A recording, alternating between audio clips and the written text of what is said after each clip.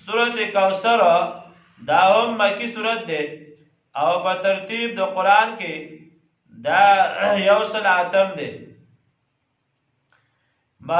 مخکې سره ربط دا دی چې مخکې صورت کې 3 وجه بیان شوي. اوله وجه دا چې مخکې صورت کې په کوم اوصاف باندې زورونه وه، نو په دې صورت کې د هغې په ضد باندې اوصاف ذکر کوي چې د هغه په ضد باندې اوصاف بیانوي.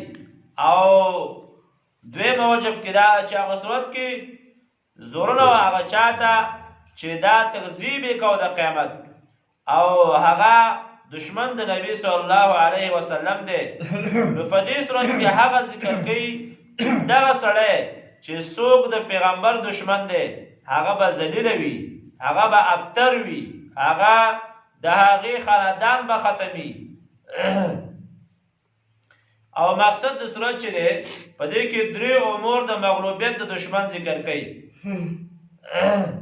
او علما وایي چې مفسرین ذکر کوي الله فرمایي انسان زما سره تجارت وکړه، سودا را سره وکړه، 2 کارونه مال وکړم 2 به تاله وکړم، عبادت بدني او مالی مال وکړه، او زه به 2 کارونه ستا دپاره وکړم، ډېر خیر به درکړم او دشمن به دې هلاک کړم.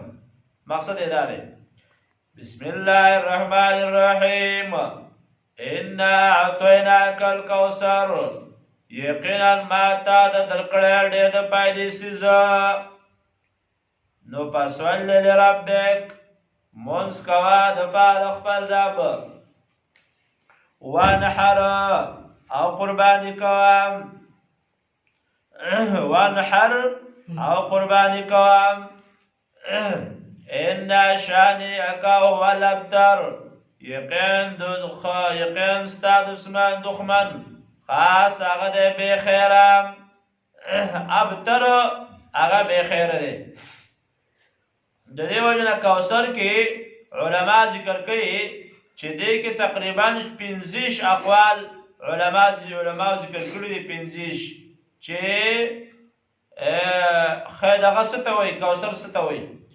علامه قرطبي رحمه الله 14 اقوال ذکر کړي دي. او د حسن بصري او عکرمه روایت دی چې کوثر قرآن کریم دی، دغه شان نبوت دی.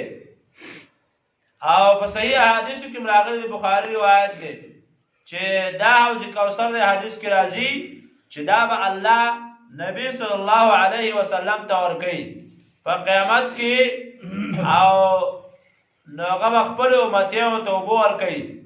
نو یو ډله به را روانوي او صفت بیا په احادیثو کې ذکر کېږي چې د هغې دا لوښي چې دي آنیته کنجوم السما، داسې لوښي به د هغې وي لکه څنګه چې د اسمان ستوري دي، داسې به سپینې لکه د شودو نه سپینې به وي، او د شاتو نه به خوږې وي.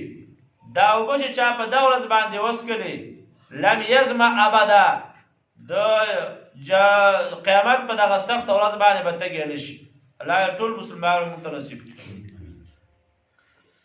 یو ډله به را روانه کړي ملایکو، یو را روانه به ملایک به واپس وګرځي. نبی صلی الله علیه وسلم به وفرمایي وای او صحابي دا خو زما صحابه دي راوړه چې اوبه ورته ورکړم. نو ملائک به ورته وفرمایي فقولوا یا محمد، فقولوا یا محمد، اے محمد سلام ته په دې باندې خبر نه چې ما تدري انک لا تدري ما حدث بعدک. اے پیغمبره ستا د مرګ نه بعد ته دې خبر چې څه کار نه کول، د دین شکل یې بدل کړی او دین یې بدل کړی. دا خلق دي. نو نبی صلی الله علیه وسلم چې دین خبر شي نو خیری به وکړي. و سحقا لمن غیر بعدي، الله دا خلق تباہ و برباد کی چا چې زما د مرګ نه بعد وفات نه بعد زما دین بدل کړی دی. سحقا لمن غیر بعدي. نو او کوثر هغه دی نو علما راجح ما هغه چې کوثر په دنیا کې قران کریم دی او په قیامت کې حوض کوثر دی